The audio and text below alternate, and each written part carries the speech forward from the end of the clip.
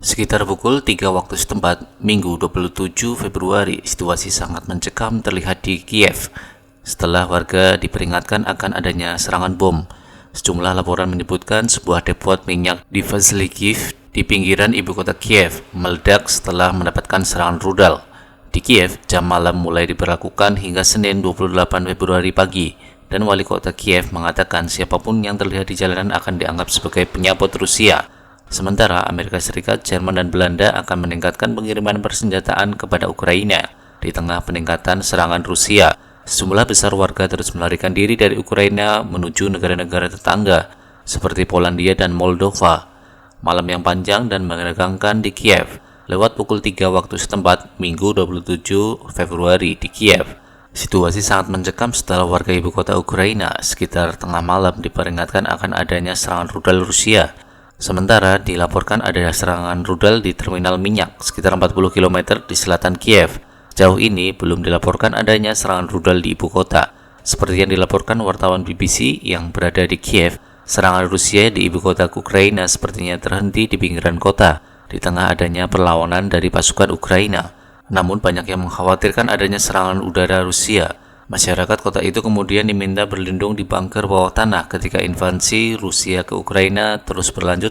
Pada Minggu 27 Februari dini hari Minggu, negara-negara barat menjanjikan bantuan untuk memperkuat sistem pertahanan Ukraina.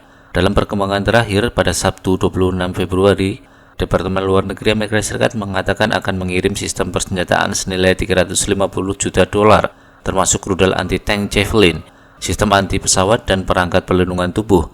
Pemerintah Jerman mengatakan akan memasok Ukraina dengan 1.000 peluncur granat anti-tank dan 500 rudal permukaan ke udara Stinger.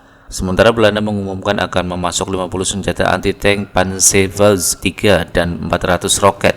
Jerman dan Belanda juga dilaporkan mempertimbangkan untuk mengirim sistem pertahanan udara Patriot bersama ke kelompok tempur NATO di Slovakia.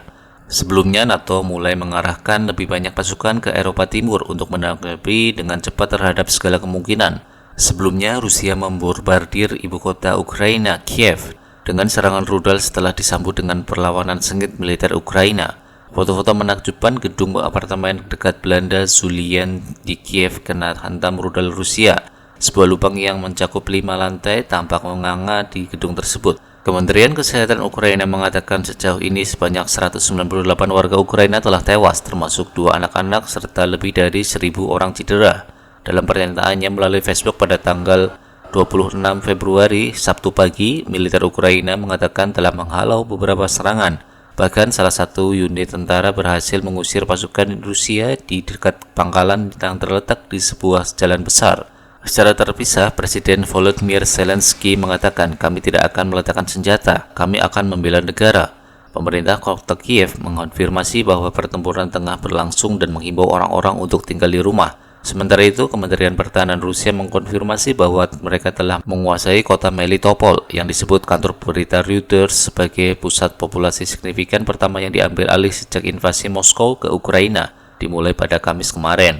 Melitopol adalah kota yang tidak begitu besar di dekat pelabuhan terpenting Ukraina. Mariupol di wilayah Zaporizhzhia diperkirakan 150.000 warga Ukraina tinggal di Melitopol. Menurut sebuah laporan oleh kantor berita Interfax Ukraina, pihak berwenang di Kiev mengeluarkan pernyataan yang meminta orang-orang untuk tinggal di tempat penampungan dan menjauh dari jendela jika mereka berada di rumah. Namun, Sekretaris Dewan Keamanan dan Pertahanan Nasional Oleksiy Danilov mengatakan pada situs berita Ukraina LBUA bahwa situasi dalam kendali tentara. "Kami menghentikan lawan menggunakan semua cara yang bisa kami lakukan. Kiev dalam kendali tentara dan warga," kata Danilov. Dalam videonya, Zelensky terlihat sedang berjalan-jalan di sekitar distrik pemerintahan Kiev dan membantah rumor bahwa ia meminta tentara Ukraina untuk menyerah kepada pasukan Rusia.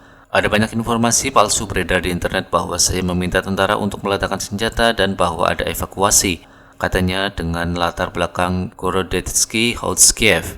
"Saya di sini, kami tidak akan meletakkan senjata, kami akan membela negara kami." Sebelumnya, pada Sabtu dini hari, Komando Angkatan Udara Ukraina juga melaporkan pertempuran sengit di dekat pangkalan udara Velskiv, sebelah barat daya Kiev. Mereka mengatakan bahwa mereka diserang oleh pasukan terjun payung Rusia.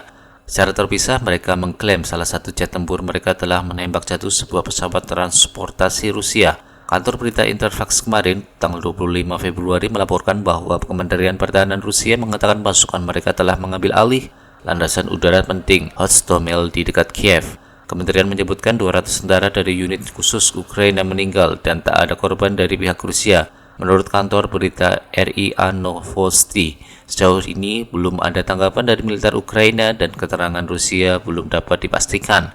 Rusia juga menguasai kompleks Chernobyl, tempat terjadinya bencana nuklir terparah dunia pada 1986. Kawasan ini masih bahaya radioaktif dan menimbulkan kekhawatiran dari pengawas nuklir internasional. Kantor Hak Asasi Manusia PBB sebelumnya mengatakan bahwa memiliki laporan setidaknya terdapat 127 korban sipil di Ukraina. 25 diantaranya meninggal dunia, 102 terluka karena pengeboman dan serangan udara. Juru bicara kantor HAM menyebutkan angka korban bisa lebih tinggi. Ukraina mengatakan setidaknya 33 lokasi warga sipil menjadi sasaran. Inggris merilis data bahwa setidaknya 194 warga Ukraina, termasuk 57 warga sipil meninggal, angka yang jauh lebih tinggi dibandingkan data dari PBB. Presiden Zelensky sebelumnya memperingatkan bahwa Rusia akan mencoba untuk menyerbu Kiev pada Jumat malam. Malam ini musuh akan menggunakan semua cara yang mereka bisa gunakan untuk mematahkan perlawanan kita. Malam ini mereka akan melancarkan serangan, kata Zelensky. Malam ini kita harus bertahan. Nasib Ukraina diputuskan saat ini. Tujuan utama kita adalah menyelesaikan pertumpahan darah ini. Meskipun Zelensky mengakui pasukan Rusia telah menyebabkan jatuhnya korban jiwa, ia bersikeras bahwa musuh telah menderita korban jiwa yang sangat serius. Pada hari Jumat, juru bicara Zelensky mengatakan Ukraina siap untuk mengadakan gencatan senjata dan berunding damai dengan Rusia sesegera mungkin dan sedang mendiskusikan waktu dan tempat untuk mengadakan perundingan. Di Kiev, banyak warga yang tidur di stasiun bawah tanah. Banyak orang yang membawa binatang peliharaan mereka dan bahkan matras. Menurut salah seorang yang ikut mengungsi,